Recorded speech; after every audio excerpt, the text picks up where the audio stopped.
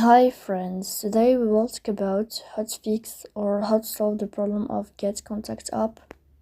You will click on settings.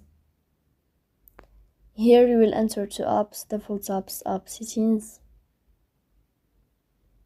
After that you will search about Getcontact. Then you can click here.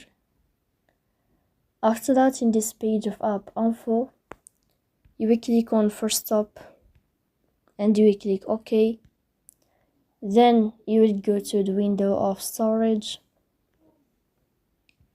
After that, you will click on clear cache. In the end, you can turn on your airplane mode and you will wait a moment to turn off your airplane mode again to fix that problem. So please don't forget to support us by like and subscribe. See you next time in another video.